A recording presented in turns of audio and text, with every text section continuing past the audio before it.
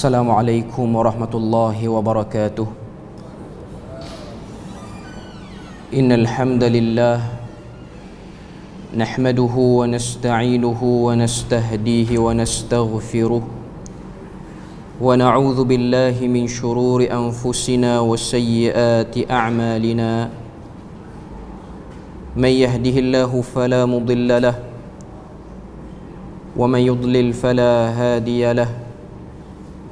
أشهد أن لا إله إلا الله وحده لا شريك له وأشهد أن محمدا عبده ورسوله يا أيها الذين آمنوا اتقوا الله وقولوا قولا سديدا يصلح لكم أعمالكم ويغفر لكم ذنوبكم ومن يطع الله ورسوله فقد فاز فوزا عظيما. الحمد لله الذي بنعمته تتم الصالحات. ربنا آتنا من لدنك رحمة وهيئ لنا من أمرنا رشدا. اللهم آت نفسي تقواها وزكيها وأنت خير من زكاها أنت وليها ومولاها. Alhamdulillah, syukur pada Allah Subhanahu wa taala kerana dengan rahmat dan juga limpah kurnia Allah Subhanahu wa taala berikan pada kita kesempatan dan juga ruang waktu untuk kita sama-sama berada dan berkumpul dalam majlis ilmu pada malam ni, insya-Allah. Dan insya-Allah malam ni seperti mana yang telah dimaklumkan, kuliah maghrib kita akan membahaskan berkenaan dengan sirah nabawiyah, dan bahan ataupun kitab yang saya akan gunakan dalam kuliah di Masjid Repuh ni, insya-Allah menggunakan teks yang bertajuk Siratun Nabawiyah Durusun wa Ibar, ataupun dalam bahasa Melayunya Sirah Nabawiyah Pengajaran dan Pedoman, yang ditulis oleh Dr. Mustafa As-Sibai rahimahullahu ta'ala, seorang ulama daripada Syria.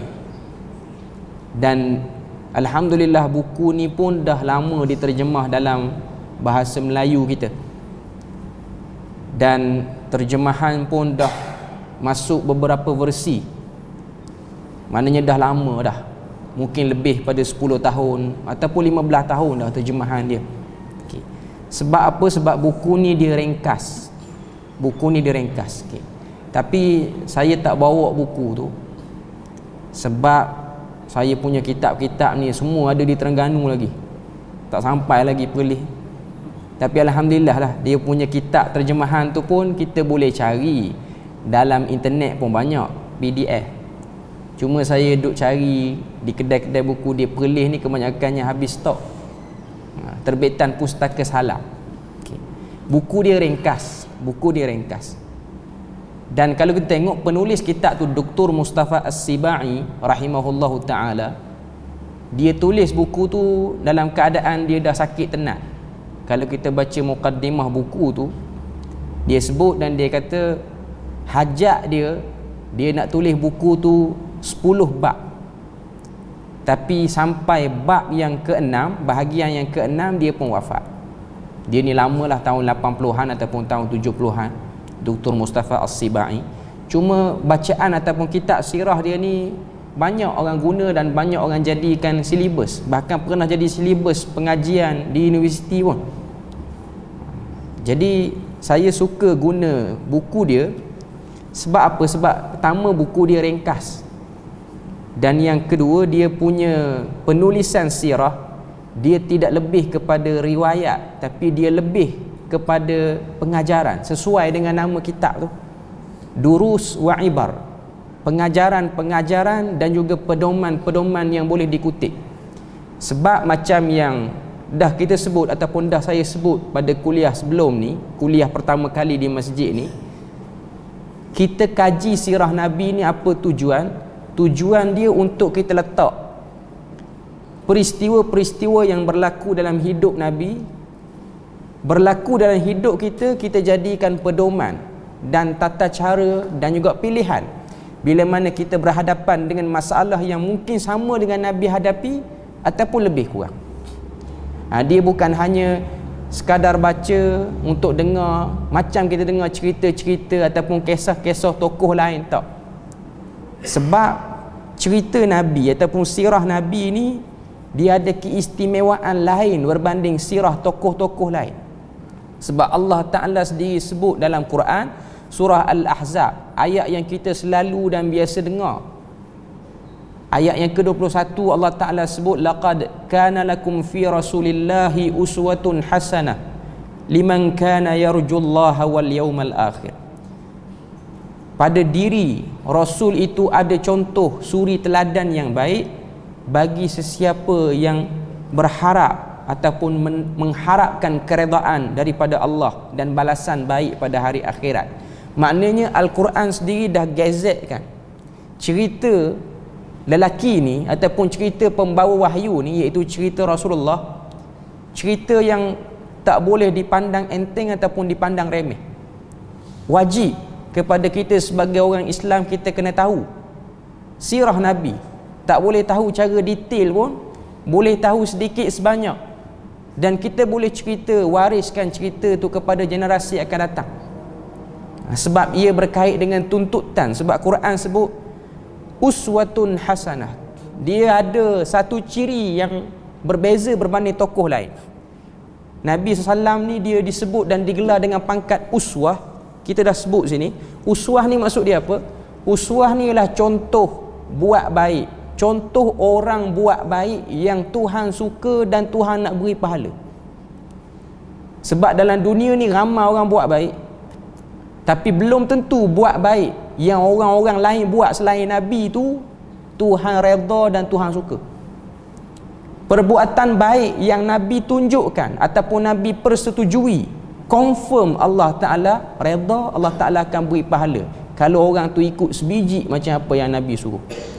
Kalau orang lain dia buat baik, pandangan masyarakat kata perbuatan dia baik, kalau dia buat baik tu sama macam Nabi buat, maka dapat dan kita boleh ikut, dapat kebaikan dan kita boleh ikut. Tapi kalau dia buat baik, hanya orang duk kata buat baik, tapi bila mana ukur banding dengan sirah Nabi ataupun sunnah Nabi, tidak disebut pun ataupun tidak dicontohi pun, maka tergantung pada kita untuk kita ikut ataupun kita tak ikut. Kita bahas pada perbahasan lain. Cuma nak beritahu pada kita apa sebab. Apa sebab? Sebabnya Quran sendiri telah mengangkat kedudukan lelaki ni yang nama Muhammad bin Abdullah ni. Jadi pendahuluan pada malam ni daripada risalah Siratun Nabawiyah Durusun wa Ibar, Sirah Nabawiyah Pedoman dan Pengajaran ni, saya nak sebut bahagian pertama yang disebut dalam buku beliau ataupun risalah beliau ni, iaitu dia sebut dua perkara. Dr. Mustafa As-Sibai dia sebut dua perkara. Penulisan buku dia ni, apa sebab dia tulis? Yang pertama dia sebut mizatun siratun nabawiyah, ataupun maksudnya keistimewaan sirah Nabi. Apa istimewa sirah Nabi dengan sirah Nabi-Nabi lain dan sirah tokoh-tokoh lain? Apa istimewa dan apa lebihnya, dan kenapa perlu kaji? Itu dia sebut dalam pendahuluan. Dan yang kedua dia sebut dalam buku dia ni ataupun pendahuluan dia ni, masadir sirah, sumber-sumber ambilan, tempat kita nak ambil cerita Nabi ni kat mana. Jadi dalam pendahuluan, dalam bab kelebihan ataupun keutamaan sirah Nabi, istimewanya sirah Nabi ni, dia beri pada kita 5 poin yang sebenarnya banyak, tapi sekadar gambaran umum dan sesuailah dengan buku yang ringkas ni, dia sebut 5 poin ni. 5 poin ni pun dah cukup untuk menggambarkan dan dah boleh beri faham. Pertama, kata penulis ataupun Dr. Mustafa, dia sebut kelebihan dan kepentingan sirah Nabi ini, kisah Rasulullah sallallahu alaihi wasallam dan tokoh pengislahan yang paling sahih, ataupun dia sebut sihhatus sanad. Yang pertama, sebab apa kena tahu, kena belajar sirah Nabi? Sebab sirah Nabi ini telah mendapat perhatian para ulama daripada zaman sahabat sampai ke zaman kita, dan dia ada jalur-jalur riwayat yang yang sahih, yang rakamkan, yang ceritakan apa Nabi buat, waktu ni apa Nabi buat, umur ketika waktu ni apa Nabi buat. Tidak ada tokoh yang direkod dengan detail macam Nabi, melainkan Nabi Muhammad sahaja. Jadi kita akan tengok sirah Nabi ni, kecaknaan dan keprihatinan para ulama cukup banyak. Sama ada ulama negara Arab ke, daripada tanah Arab ke, ulama di benua mana ke, Nusantara ke, India ke, mesti akan ada tokoh yang akan tulis sirah. Di Nusantara kita ataupun di Malaysia kita ni dulu pernah ada seorang tokoh nama dia Mustafa Abdul Rahman. Dia tulis sirah Nabawiyah 5 jilid dalam tulisan Jawi, dalam bahasa Melayu kita. Dan lepas pada tu Profesor Hamka pun ada tulis, dan ulama di benua India pun ada tulis, yang terkenal Rahiqul Makhtum. Di negara Arab macam-macam daripada zaman-zaman. Maknanya sirah Nabi ni banyak. Ada orang tulis detail panjang, meleret dia punya riwayat dia. Ada orang tulis buat ringkasan, ada orang ambil bahagian-bahagian kecil, ada orang ambil bahagian-bahagian mudah, ada orang jadikan dalam bentuk manzumah, dalam bentuk syair sirah Nabi ni. Nak beritahu pada kita kecaknaan, keprihatinan sirah Nabi ni daripada zaman sahabat sampailah kepada zaman kita. Tidak berhenti ulama menulis, merekod, merumus apa yang ada pada sirah Nabi. Kata penulis kitab ni, dia kata kisah-kisah Rasul terdahulu telah bercampur dengan pemalsuan dan pindaan oleh pendeta kaum mereka. Kisah-kisah Rasul terdahulu menerima unsur pemalsuan berbanding kisah Nabi Muhammad. Kisah-kisah Nabi dulu sebelum Nabi Muhammad, kisah-kisah Nabi Isa sampai kepada Nabi Adam ke atas, kisah-kisah Nabi ni terancam dengan adanya unsur yang dipanggil Israiliyat. Kalau kita belajar dalam ambilan-ambilan sumber sirah ni, dia ada bab nama dia Israiliyat. Israiliyat ni apa? Cerita-cerita daripada Bani Israel, khususnya pendeta Yahudi dan juga Kristian. Mereka bawa cerita dan mereka tambah cerita tu sehingga datang Nabi dan turun Quran. Quran cerita juga cerita Nabi-Nabi terdahulu, tapi tak detail.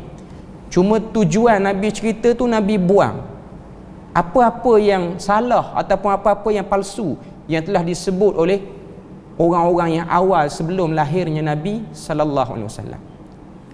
Dan para ulama sangat-sangat berhati-hati dalam bab periwayatan Israiliyat ni. Dan dia ada kesan buruk bila mana kita bermudah-mudah dan kita tak cakna riwayat Israiliyat ni. Dia memesongkan kita daripada tujuan asal cerita tu. Contoh yang biasa kita dengar, cerita Israiliyat ialah cerita Harut dan Marut. Sebelum pada tu, cerita Israiliyat juga ialah dalam surah Baqarah. Kalau kita tengok, cerita sebab apa Bani Israel dia kena perintah ataupun diperintahkan sembelih seekor lembu. Kita biasa dengar cerita tu kan. Cerita tu ada dalam surah Baqarah. Allah Ta'ala sebut, innallaha ya'murukum an tazbahu baqarah. Katakanlah wahai Musa kepada kaum kamu, Allah Ta'ala perintahkan kamu untuk menyembelih seekor sapi ataupun lembu betina. Kita biasa dengar pada dulu, sebab apa kena sembelih tu? Sebab berlakunya pembunuhan di kalangan Bani Israel. Ada seorang lelaki mati kena bunuh, tak tahu siapa pembunuh. Jadi kes tu orang bawa pergi kepada Nabi Musa. Nabi Musa pun tunggu turun wahyu. Wahyu kata sembelih seekor lembu. Lembu tu guna untuk cari kesan siapa pembunuh. Yang biasa kita dengar lah yang tu. Bila mana kita cek cerita tu Israiliyat, bahkan cerita tu terlepas masuk dalam kitab-kitab tafsir muktabar. Sebab tu kalau kita baca tafsir Ibnu Katsir, cerita tu ada. Kalau kita baca tafsir Ibnu Katsir, kita beli yang tidak ada edisi tahqiq, kita beli yang kosong, maka kita akan duk ingat macam Ibnu Katsir bersetuju dengan cerita tu. Sebenarnya metodologi Ibnu Katsir, bila mana dia bawa cerita tu dalam tafsir dia bawa riwayat panjang. Riwayat panjang dia bawa. Sebab zaman Ibnu Katsir Sebut je nama perawi ni, orang dah kenal ni perawi dusta. Zaman kita orang tak ingat, orang tak hafal ilmu jarah wa ta'dil, ilmu rijal orang tak percaya sangat. Sebab tu nak baca tafsir Ibn Kathir bukan versi tahqiq untuk orang yang belajar hadis, okey. Untuk orang-orang yang tidak ada asas ilmu hadis yang baik, dia kena beli tafsir Ibn Kathir yang ada edisi tahqiq. Maknanya ulama sebut okey, hadis ni boleh terima ke, riwayat ni boleh terima ke tak. Cuma kita mungkin dibesarkan dengan cerita tu, duk dengar cerita Bani Israel sembelih lembu ni, kira nak cari siapa yang bunuh salah seorang daripada penduduk kampung tu ataupun orang Bani Israel tu. Rupa-rupanya kita buka tafsir-tafsir lain, rupa-rupanya dia punya cerita tu ada unsur Israiliyat.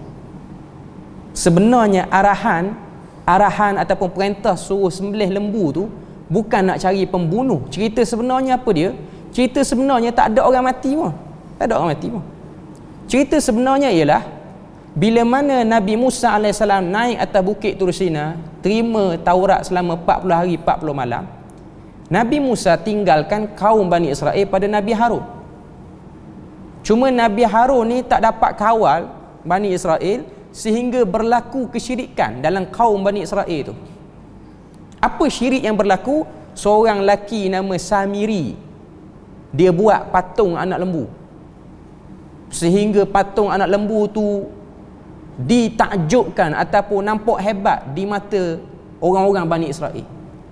Lalu mereka sembah patung tu, patung anak lembu tu. Bila mana sembah patung anak lembu tu, turun Nabi Musa, habis dah munajat dia 40 hari 40 malam, tengok kaum dia yang dia tinggal tu terlibat dengan kesyirikan. Jadi pada waktu tu Nabi Musa AS perbetul balik, islah balik. Cuma dia ada satu masalah. Bani Israel dia boleh tinggalkan sembahan anak lembu tu, patung berhala lembu tu. Cuma dia ada satu problem. Dia orang tengok lembu, dia orang ada rasa hormat sikit pada lembu. Dia orang ada rasa macam tu. Dia orang tak makan.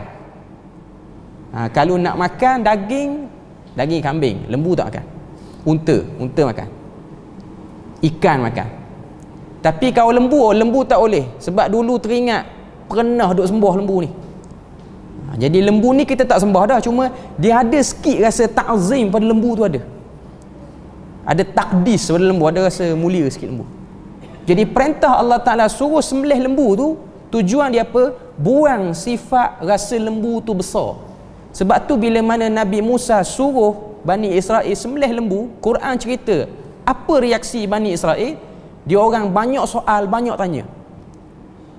Allah Ta'ala suruh sembelih, mana-mana lembu sembelih. Datang Bani Israel tanya Nabi Musa, lembu tu Tuhan detail tak? Lembu jantan ke lembu betina? Lembu betina lah, sebab dalam ayat tu sebut Baqarah. Okay. Lembu betina nak yang muda ke yang tua? Banyak tanya. Okay. Nabi Musa pun tunggu wahyu. Allah Ta'ala pun kata lembu tak tua sangat, tak muda sangat saja, nak bagi susah. Tadi dah bagi senang lah. Dia ada orang dia suka susah. Tanya tu Tuhan tak suka, Tuhan bagi susah lagi. Lepas Tuhan bagi jawapan, lembu tu tak muda tak tua. Lembu tu nak warna apa? Nak warna gelap ke warna putih ataupun kuning cerah sikit? Maka kata Allah Ta'ala dalam Quran, safra, nak warna kuning, tapi tak kuning sangat, tak juga kuning pucat. Poin dia tasurrun nazirin, sedap mata memandang. Payah nak ukur sebab mata kita tak sama dengan mata orang. Ada orang dia tengok seorang orang perempuan, di mata dia comel, ni comel. Tanya kawan dia, comel tak yang aku nak pilih? Doh. Sebab mata dia comel lain, mata ni comel lain. Dia something yang subjektif, payah nak ukur. Okay. Cuma poin dia kita boleh tengok situ, apa sebab dia orang tak mahu sembelih. Bukan dia orang nak tahu sangat lembu tu macam mana. Dia orang ada something, kalau boleh jangan sembelih lah. Sebab dia orang ada unsur ta'zim tu.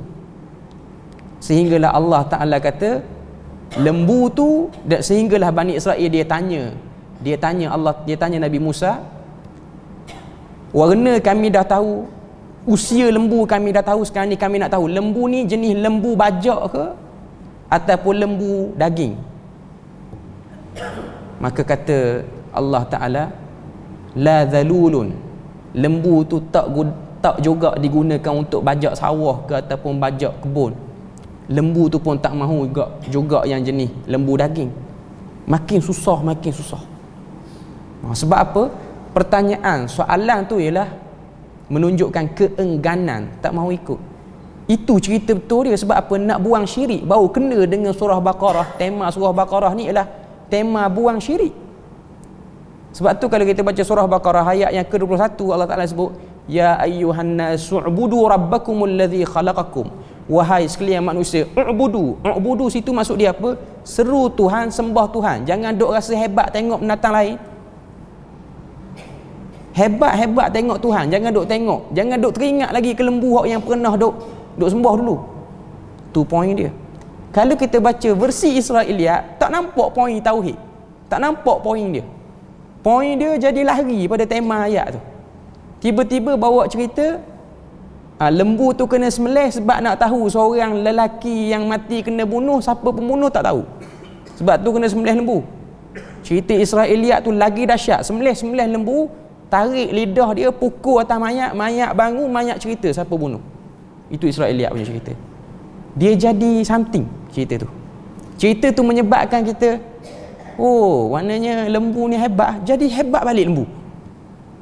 Ayat tu turun suruh buang rasa hebat pada lembu. Israiliyat. Sebab tu kalau kita tengok cerita Nabi terdahulu ni, kalau Quran tak jelaskan, orang-orang ataupun generasi Bani Israel ni diwarisi dengan cerita macam tu. Sama juga dengan cerita Nabi Nuh, Harut dan Marut. Cerita Nabi Nuh dalam Quran, Allah Ta'ala cerita Nabi Nuh. Nabi Nuh ni perintah untuk buat bahtera. Tujuan dia apa? Tujuan nak beritahu kaum Nabi Nuh ni habis dah, tak boleh nak pergi dah. Dia orang sangat-sangat degil, qulub qasiyah, hati keras. Mari Bani Israel ataupun mari cerita Israiliyat, cerita Nabi Nuh, dia suruh kita teringat pasal kayu apa Nabi Nuh guna untuk buat bahtera dia. Marilah cerita kayu kokar dan macam-macam. Tak nampak dakwah dia tu selama 950 tahun, tak nampak dakwah tu. Duk nampak, oh kayu ni hebat.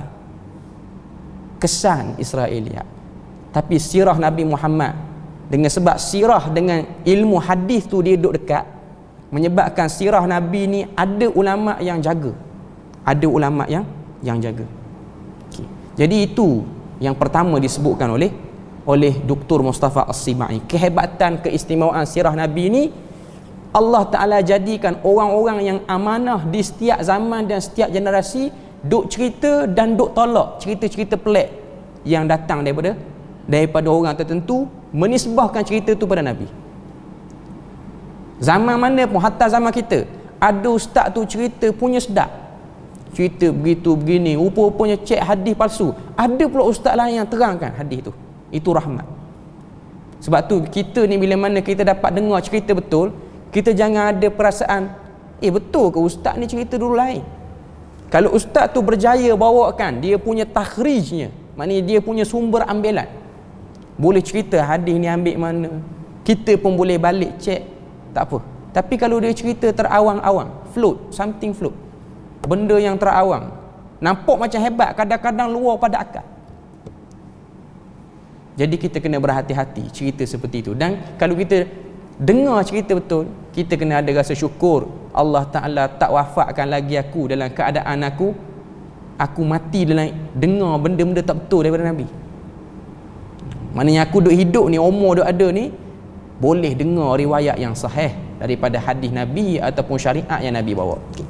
Yang kedua, kehidupan pada setiap peringkat kehidupan Nabi Muhammad sallallahu alaihi wasallam terang seumpama sinaran mentari. Itu yang disebutkan oleh penulis.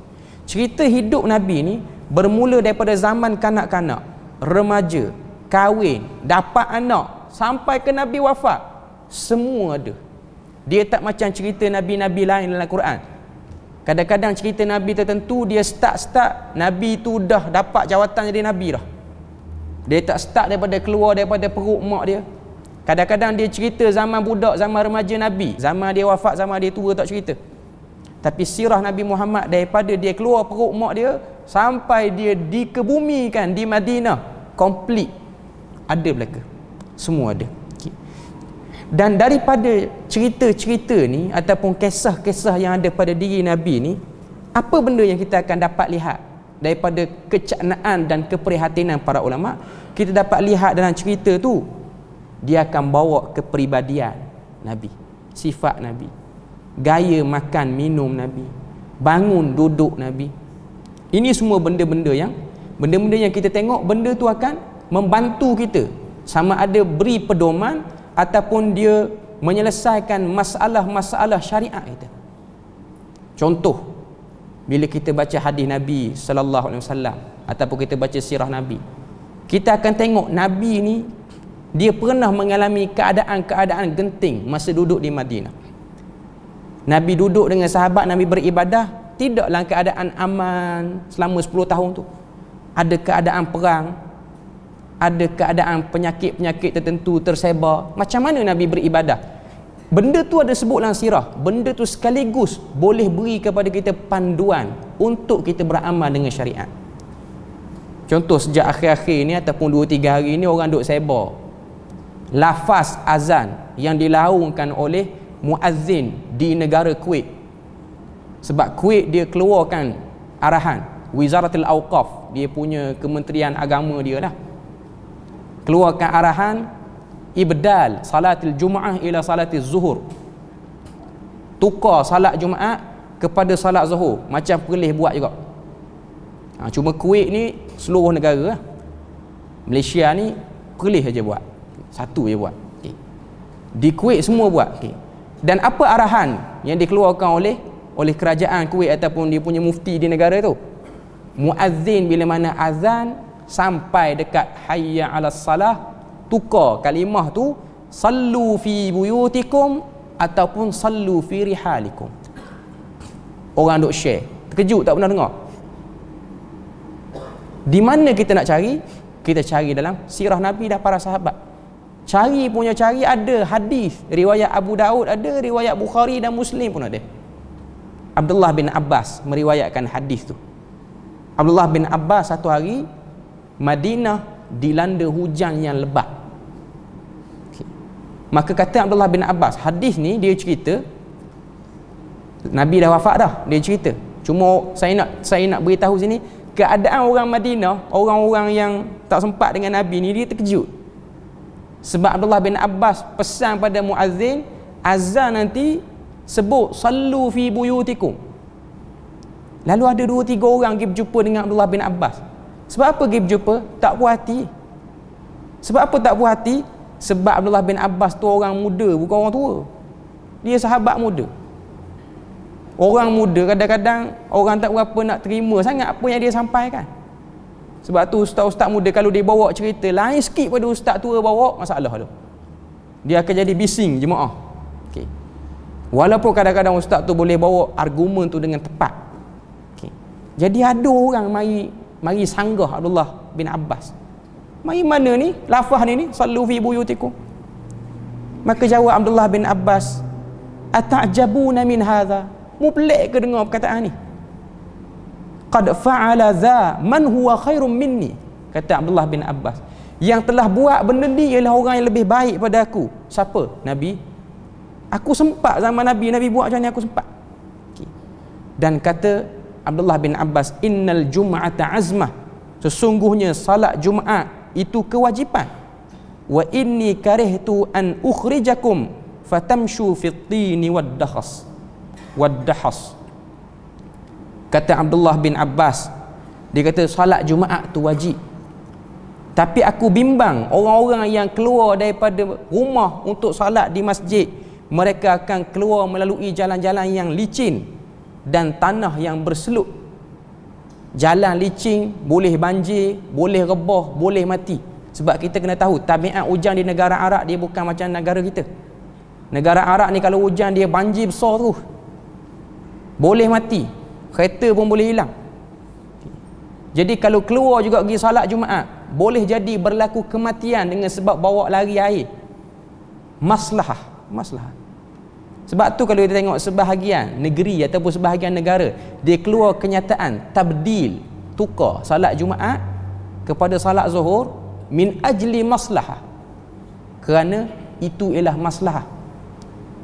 Bukan masalah halang orang jangan pergi masjid, bukan masalah jangan takut virus, bukan masalah tu. Kamu berani, kamu pergi, tak ada masalah. Okay. Masalah sekarang ni tak semua orang berani macam kamu. Okay. Untuk maslahah kebaikan orang, dan benda tu sendiri telah dibuat oleh Abdullah bin Abbas. Contoh tu ada. Kata Abdullah bin Abbas, muazzin sebut macam tu, sallu fi buyutikum atau sallu fi rihalikum. Benda tu memang ada. Tapi macam mana kita nak tahu? Tengok sirah Nabi, tengok hadis Nabi. Kalau tak tengok sirah Nabi, belajar sirah Nabi pun kadang-kadang sekolah kafar je, dia akan jadi kita nampak pelik. Orang buat pelik, kita nampak jadi pelik. Padahal benda tu ada dia sebut pun. Benda tu tak pelik zaman Nabi, dia pelik zaman kita. Okay. Jadi itu benda yang kita kena faham bila mana kita belajar sirah Nabi. Tujuan dia tak mahu bagi perasaan pelik bila mana terjumpa dengan benda-benda yang kita rasa tak pernah tengok. Bila mana kita cek, baru kita tahu dalam syariat ataupun dalam sirah Nabi benda tu ada. Okay. Seterusnya yang disebutkan oleh penulis kitab kita, Dr. Mustafa As-Sibai, keistimewaan sirah Nabi yang ketiga, dia kata kisah perjalanan manusia yang hebat ini dimuliakan dengan risalahnya, namun tidak mengeluarkan Nabi daripada sifat kemanusiaan. Cerita-cerita diri Nabi Muhammad ni semua direkod oleh para ulama, dan orang semua nampak Nabi ni sebaik-baik makhluk, Khalilullah, dia tu kekasih Allah. Tapi dalam cerita-cerita yang dibawa oleh para sahabat dan juga oleh para ulama yang dibukukan dalam kitab-kitab hadis ataupun riwayat-riwayat sirah dalam kitab-kitab sirah, kitab ataupun cerita sirah Nabi ni, dia tidak akan mengeluarkan Nabi tu sehingga kita nampak Nabi ni macam orang supernatural sangat, Nabi ni macam Superman. Tak. Dia tetap mengekalkan sifat manusia Nabi tu. Memang ada cerita mukjizat yang pelik-pelik, contoh Isra' Mi'raj, contoh air keluar pada jari-jari Nabi. Okay. Tapi dia tak akan bawa cerita yang macam kita nak ikut tu jadi something. Sebab tu kalau kita baca sirah Nabi, Nabi Isra' Mi'raj lebih awal berbanding hijrah Nabi ke Madinah.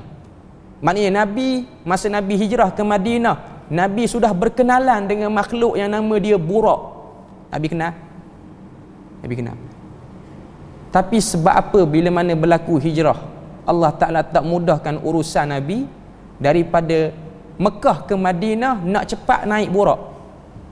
Sampai Nabi dan Abu Bakar ni kena rancang satu perjalanan yang agak detail. Tak boleh lalu jalan biasa, kena lalu jalan kampung, jalan yang agak tersembunyi. Kena cari orang nak tutup tapak kaki. Kena cari orang tertentu untuk beri maklumat. Tak boleh keluar cepat-cepat terus ke Madinah. Kena bersembunyi dulu di Gua Thur. Sedangkan waktu tu Nabi duk kenal yang namanya Buraq tu, duk kenal. Tak sekali pun Nabi berdoa, ya Allah payah hijrah, hantarlah pada aku Buraq Isra' Mi'raj dulu, senang sikit buat kerja. Kalau Nabi hijrah guna Buraq, kita hari ni sulit dalam berdakwah. Kita baca sirah Nabi, payah nak ikut. Kita tak ada Buraq, kena hentam 2 orang nak lari, tak ada Buraq, kita ada beruk je, tak boleh guna. Tu je yang ada. Okay. Jadi itu saja kita boleh lihat, dia tak mengeluarkan Nabi daripada sifat kemanusiaan, tak mengeluarkan Nabi daripada sifat manusia biasa tu dah ada. Supaya apa? Supaya kita nak ikut Nabi, dia tak akan jadi hujah. Tak boleh ikut Nabi. Nabi hijrah, dia naik Buraq, kenderaan yang hebat. Nabi berdakwah, orang kaya support Nabi. Benda tu tak berlaku. Bahkan Allah Ta'ala tunjukkan situasi-situasi rencam yang ada dalam sirah Nabi, sehingga kita ukur hak yang Nabi kena dengan kita kena, rasa ringan hak kita pula pada Nabi. Hak yang Nabi lalui tu jadi hujah atas diri kita balik. Kalau kita rasa macam susah dakwah, tanya lama mana dakwah? 2 bulan. 2 bulan susah dah. Nabi 23 tahun. Dahsyat lagi Nabi Nuh 950 tahun. Lebih dahsyat Nabi Nuh, orang dalam rumah tak percaya. Kalau 950 tahun isteri dan anak support, boleh tahan sikit. Maknanya letih berdakwah, luar rumah, balik rumah, isteri kata sabar, Allah Ta'ala bersama. Boleh tahan lah sikit. Ni balik rumah, dengar ayahmu tak pakai. Lagi sakit hati. Malam tu tidur dengar orang yang cakap lagu tu, lagi sakit hati. Okay. Jadi bila mana kita tengok sirah Nabi, hak yang kita kena ringan sangat. Sangat-sangat ringan berbanding apa yang Nabi kena tu. Okay. Jadi tu benda yang kita kena tahu. Okay. Sebab tu sirah Nabi, dia tak bawa gambaran-gambaran yang terlalu hebat macam sirah-sirah tokoh agama lain. Dia tak bawa sirah Nabi ni macam sirah tokoh agama tertentu. Agama Buddha ke agama Hindu ke, yang dia bila mana dia cerita tokoh dia cerita dalam keadaan yang supernatural. Kan? Kita tengok orang Kristian pergi dia cerita tentang Nabi Isa, cerita dia melampau. Nabi Isa pergi ke setengah-setengah tempat, doa, kawan tu pun ikut, ataupun beri sesuatu, kawan tu pun ikut. Tapi sirah Nabi tak.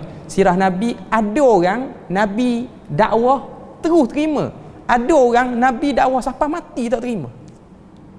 Dia tak bawa cerita jumpa orang ni tak dengar kata ketuk kepala sekali ikut kita, tak. Sebab tu kalau kita baca sirah Nabi, ada setengah-setengah orang yang masuk Islam ni tak sempat dengar ayat Quran pun masuk Islam. Antaranya Dhiman Al-Azdi. Kalau kita baca sirah, Dhiman Al-Azdi ni siapa? Dhiman Al-Azdi ni ketua kabilah Bani Azd. Dia masuk Islam sebelum Nabi hijrah ke Madinah. Dia ni ketua kabilah, dan dalam riwayat sebut, riwayat Imam Muslim kata dia ni Raqi ni maksud dia orang yang pandai jampi orang, tok bomoh. Raqir rih, bomoh angin, santau angin boleh buat. Kemah maknanya orang yang kemah. Okay. Kita cerita sikit riwayat dia. Ni riwayat dia dalam Sahih Muslim ada. Dhiman Al-Azdi dia mari buat haji ataupun dia buat ziarah ke Mekah dengan kabilah-kabilah dia. Dia sampai ke Mekah, orang Mekah ni duk cakap antara bahan bualan yang bising pada waktu tu, yang hot pada waktu tu. Cerita orang Mekah ni duk cakap ada seorang orang muda, orangnya semak sangat, keturunan pun molek, cuma dia ada satu masalah, dia ni suka cela berhala Mekah, Muhammad tu, merujuk pada Nabi Muhammad. Orangnya baik sangat, tapi ada satu masalah. Keluar pagi-pagi, masuk tengah kawasan, orang ramai duk cerita Al-Lata tak pakai, Al-Uzza tak pakai, jangan duk sembah ni.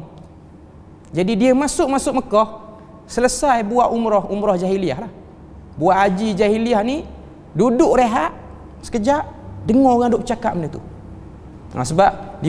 Sebab kita kena tahu ibadah ziarah ni, tawaf ni, zaman Nabi, sebelum Nabi lahir, benda tu duk berlaku macam biasa, cuma berlaku dalam keadaan yang adat jahiliah. Dia orang tawaf sambil tawaf berhala. Kalau bukan orang Mekah, kena tawaf tak pakai baju, kena bayar bayaran tertentu. Jadi habis dah ibadah semua ni, manasik yang tak betul ni, rehat sekejap, rehat, dengar orang duk cakap. Dia Dhiman Al-Azdi tu dalam hati, datang dalam hati dia, kalau aku jumpa budak muda tu esok ke ataupun lusa, aku nak bagi servis rawatan percuma, takut-takut dia gila.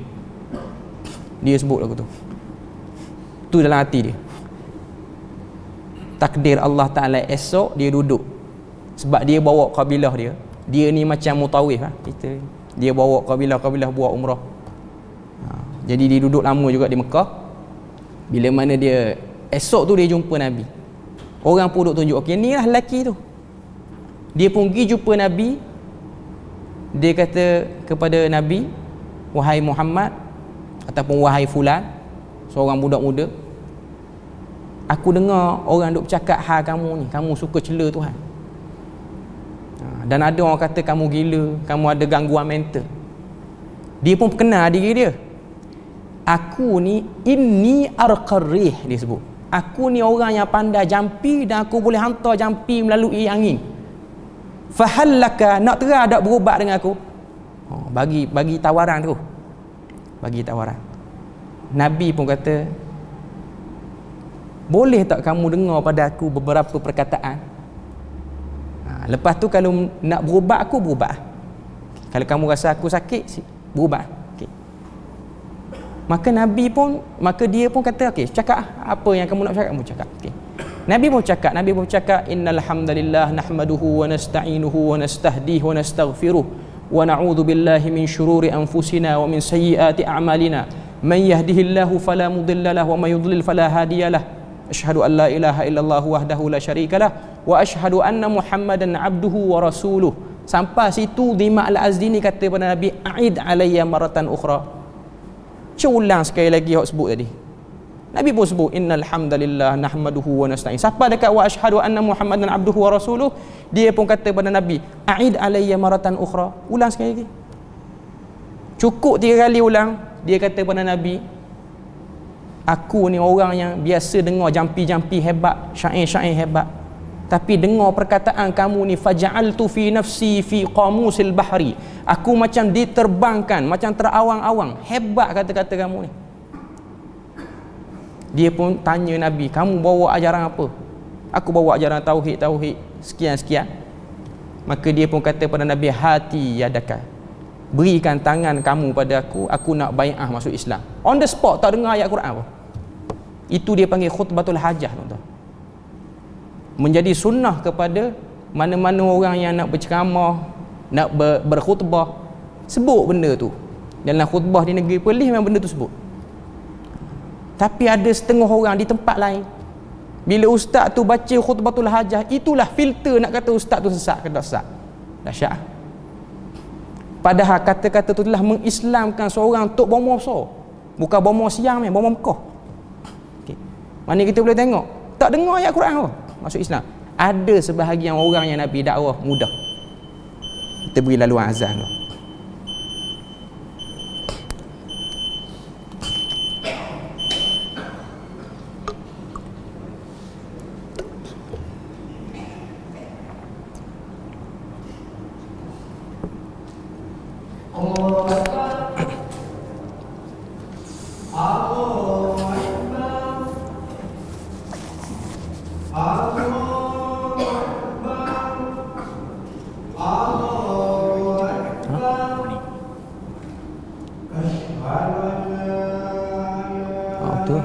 Tu dah ni.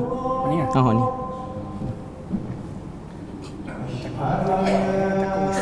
Ada doktor.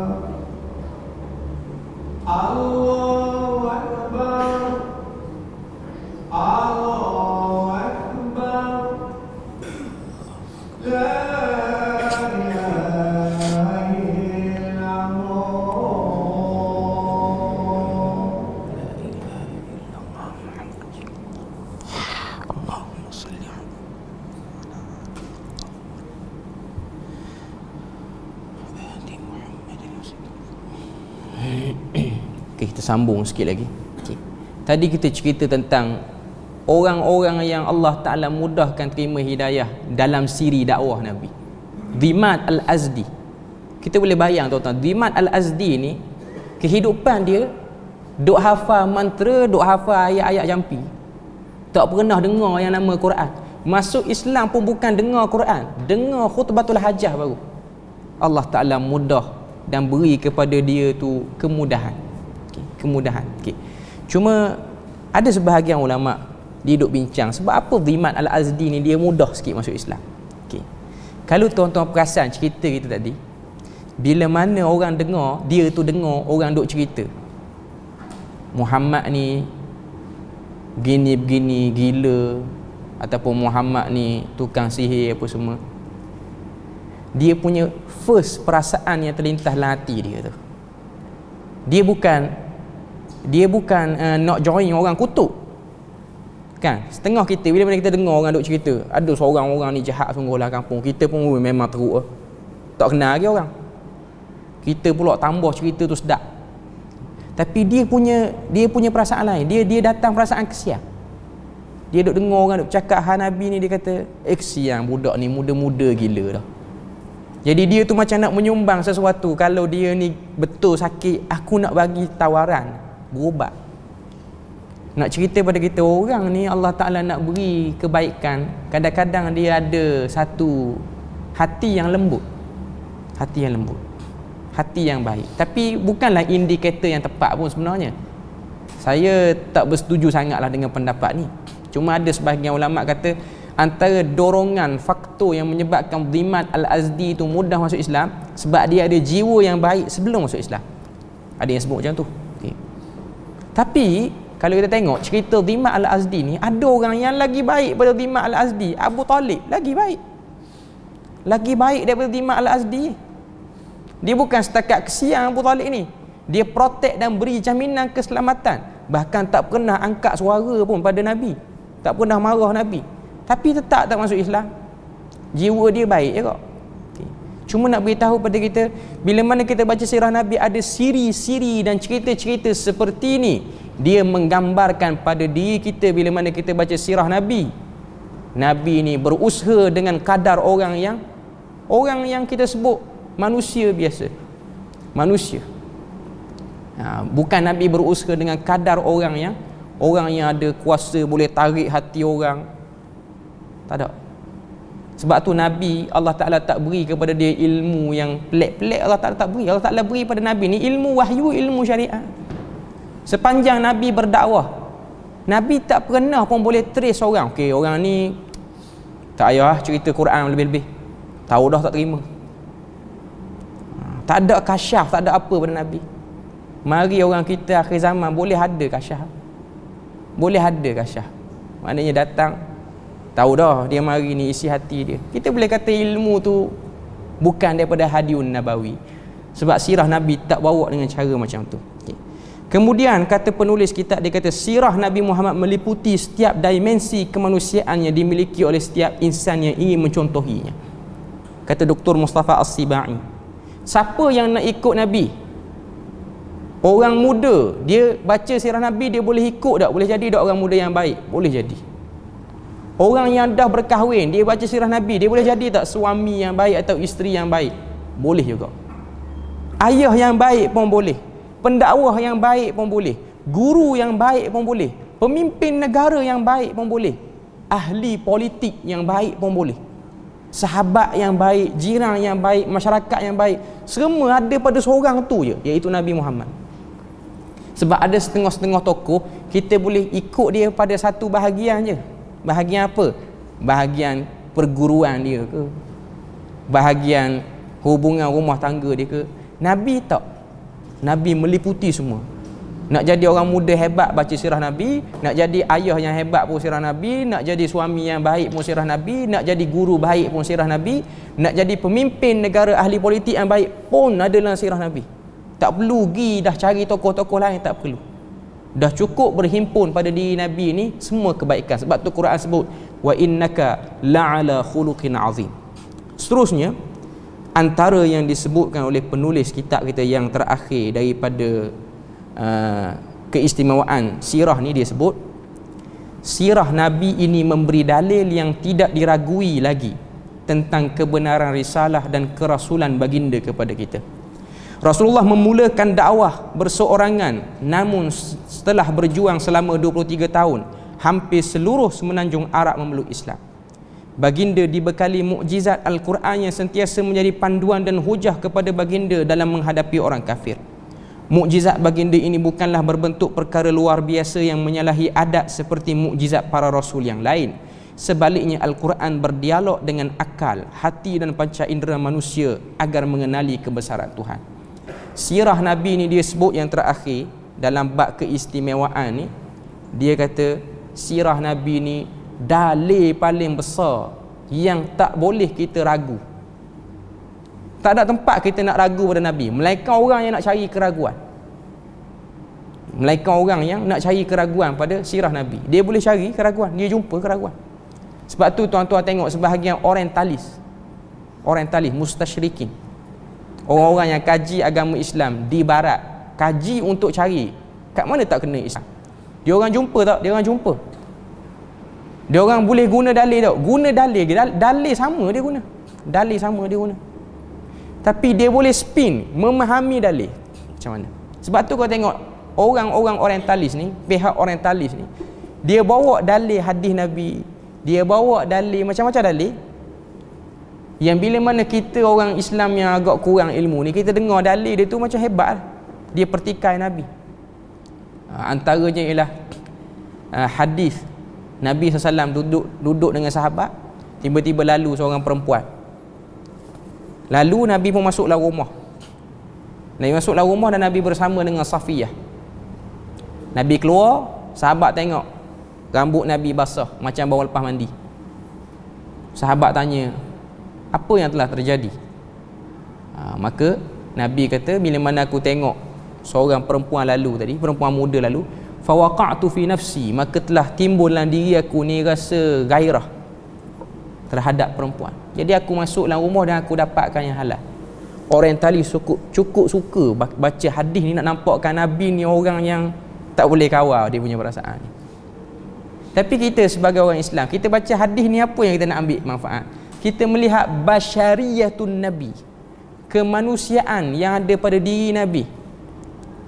Dan kita melihat perbuatan Nabi itu ialah untuk membendung masalah sosial dalam masyarakat sebenarnya. Bukan nak cari Nabi ni tak boleh tahan. Tak. Bahkan kalau kita tengok pakar sosiologi ataupun pakar ilmu jiwa manusia ni, dia sebut fitrah orang lelaki ni, bila mana dia tengok perempuan, dia memang akan ada perasaan gairah yang ke arah seks tu, memang akan ada. Sebab tu Quran bila mana dia cerita kecenderungan orang lelaki ni, dia akan cerita mula-mula orang lelaki ni dia tertarik pada apa? Zuyyina linnas hubbus syahawat minan nisa. First place, tempat pertama orang perempuan. Baru sebut wal banin. Banin tu maksudnya anak-anak ataupun pengikut-pengikut. Manusia ni dia nak orang ikut dia ramai. Wal qanatir, dan juga harta-harta yang banyak. Maknanya dia orang sendiri, dia orang kaji ilmu jiwa, ilmu kemanusiaan manusia. Orang lelaki ni ataupun mana-mana manusia, dia akan ada rasa nak ataupun rasa nak bersama dengan orang yang lawan jantina dia. Gairah seks tu memang ada. Tapi masalahnya macam mana nak menjaga benda tu supaya benda tu tak jadi liar. Kalau Nabi tidak ada gairah tu, kita susah nak ikut hadis Nabi, nak ikut sunnah Nabi. Sebab kalau Allah Ta'ala buang benda tu pada diri Nabi, tak ada. Nabi ni dia tak ada. Nabi tak kahwin, Nabi tengok orang perempuan, Nabi tak rasa apa. Kita dengan Nabi lain. Kita tengok orang perempuan, kita rasa apa? Kita baca sirah Nabi yang tak betul, andai katalah tak betul, kata Nabi ni tengok perempuan tak rasa apa. Macam mana kita nak ikut? Something kita nak ikut.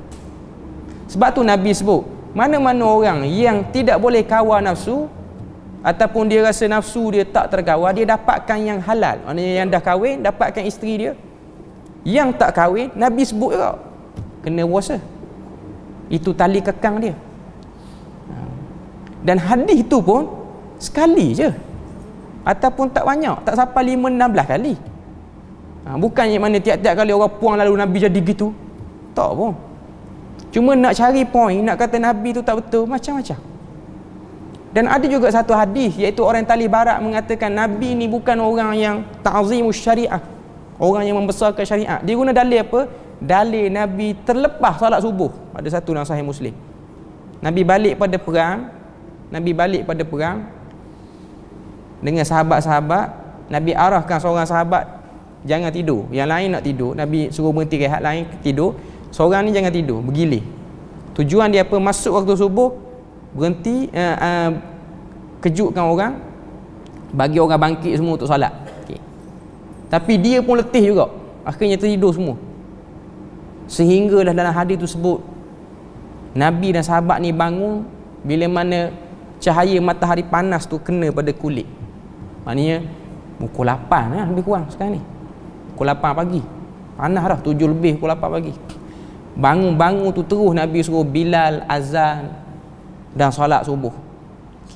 Jadi ada sebahagian orang talih kata dalil tu kontradik dengan satu lagi dalil. Nabi kata, Nabi ditanya oleh sahabat tanya Nabi tentang jiwa Nabi. Nabi kata, aku ni tidur tak macam tidur kamu. Maknanya aku ni tidur pun berzikir. Jadi orang talih kata, berzikir apa sampai terlepas subuh kan? Dia cari dalil. Dia tak guna dalil-dalil jauh. Dia guna Muslim, dia guna Bukhari. Jadi kalau kita tak belajar sirah, kita tak dapat nak connecting ataupun kita hubungkan apa sebenarnya Nabi nak tunjuk, Allah Ta'ala nak tunjuk pada diri kita. Manusia, dia tetap membawa sifat manusia, tapi dia boleh kawal benda tu. Dia boleh kawal. Mungkin sebahagian kita pun terkejut, ada rupanya hadis Nabi terlepas sembahyang subuh. Baru tahu ada sunnah lewat sembahyang subuh. Jangan jadikan sunnah harian pula ni. Orang tanya, sebab apa tak mari subuh? Ada hadis Nabi terlepas salat subuh. Hari ni saya beramal dengan sunnah tu. Seminggu beramal dengan sunnah tu. Satu kali je berlaku ada Nabi. Hak lain tak berlaku dah. Cuma nak beritahu pada kita, silap gaya. Sebahagian orang dia nampak macam, gini ke Nabi? Itulah manusiawi yang ada pada diri Nabi. Kita belajar sirah, kita nak hubung kaitkan kemanusiaan kita dan kemanusiaan Nabi. Tapi orang macam mana pun, kita kena sedar Nabi itu pembawa wahyu yang Tuhan sebut tentang kedudukan dia. Dia terima wahyu. Cuma dia tu ada komponen-komponen manusia yang ada pada kita ni, ada juga pada Nabi. Cuma yang tak ada pada diri Nabi, yang tak ada pada diri kita dan ada pada diri Nabi, ialah keboleh capaian nak terima wahyu tu. Itu Nabi je ada. Orang lain tak ada. Keboleh capaian Nabi berhubung dengan Jibril, okey, Nabi je ada. Kita tak ada. Kita tak boleh buat dakwaan. Saya pun boleh berhubung dengan Jibril. Orang nama Jibril boleh, okey. Dengan malaikat Jibril tak boleh. Isra' Mi'raj, ada orang dakwa, saya pun Isra' Mi'raj hebat pada Nabi, sehari 3 kali. Boleh buat dakwaan naik ke langit. Hak tu tak ada. Tapi orang ni dia nak cari point, dia dakwa kot dia tu. Okay. Cuma nak beritahu, belajar sirah ni dia clear otak kita, tengok agama yang dibawa oleh Nabi. Kita tengok agama yang dibawa oleh Nabi melalui sirah, kita dapat membawa agama tu dengan wajah yang betul, macam mana Nabi telah tunjukkan dalam perjalanan hidup dia dan dakwah dia selama 23 tahun. Okay. Jadi itu 5 keistimewaan yang disebutkan oleh penulis kitab berkenaan dengan istimewanya sirah Nabi itu. Okay. Jadi saya rasa kita berpada situ. Hari Sabtu akan datang, Sabtu minggu keempat, kita akan masuk masadir sirah an-nabawiyah ataupun sumber sirah Nabi. Dan sebelum tutup, ada soalan ke nak bertanya?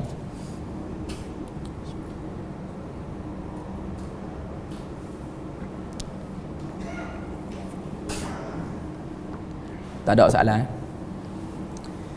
Kalau tak ada soalan, kita tangguh dulu. Subhanakallahumma wa bihamdik, asyhadu an la ilaha illa anta wa astaghfiruka wa atubu ilaik. Wassalamualaikum warahmatullahi wabarakatuh.